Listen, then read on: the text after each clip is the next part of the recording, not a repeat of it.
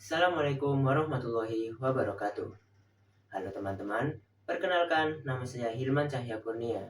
Saya dari Institusi UPN Veteran Jawa Timur dan saya dari Fakultas Arsitektur dan Desain Program Studi Desain Interior dengan NPM 25053010058. Dan pada kesempatan yang singkat ini, saya akan menjelaskan tentang kesalahan pada ejaan. Seperti yang teman-teman tahu, dalam keseharian kita masih sering menemukan kesalahan pada ejaan kata, mau itu di banner, baliho, iklan, maupun berita yang kita lihat. Bahkan terkadang, tanpa kita sadari, kita sendiri pun masih sering melakukan kesalahan ejaan ketika menuliskan sesuatu, ataupun ketika mengetik di handphone atau media apapun. Oleh karena itu, pada kesempatan yang singkat ini, saya akan memberikan 5 contoh kesalahan yang saya temukan. Dan bagaimana sih penulisan kata yang tepat? Dan untuk 5 contoh yang saya berikan, akan saya munculkan gambarnya pada sebelah saya agar teman-teman dapat melihat dengan lebih jelas dan lebih mudah untuk melihatnya. Dan untuk 5 contohnya, saya ambil dari berita online yang saya temukan dan saya temukan kesalahan penulisan kata di dalamnya. Dan sumber yang saya gunakan adalah saya menggunakan Kamus Besar Bahasa Indonesia.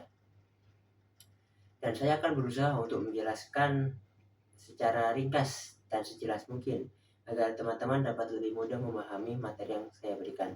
Baik, daripada lebih berlama-lama lagi, kita langsung saja.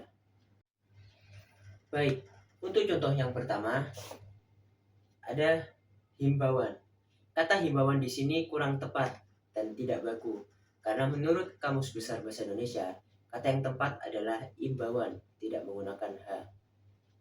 Dan untuk contoh yang kedua ada telepon.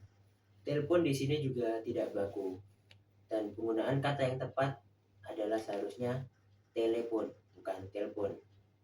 Dan untuk yang ketiga, contoh di sini ada hutang.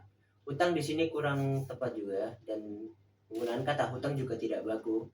Dan yang benar seharusnya adalah utang, tidak menggunakan H, hanya utang, bukan hutang. Dan untuk contoh yang keempat ada fotokopi.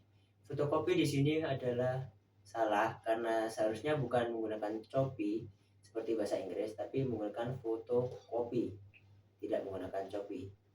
Dan untuk yang terakhir, untuk contoh kelima, di sini ada deterjen.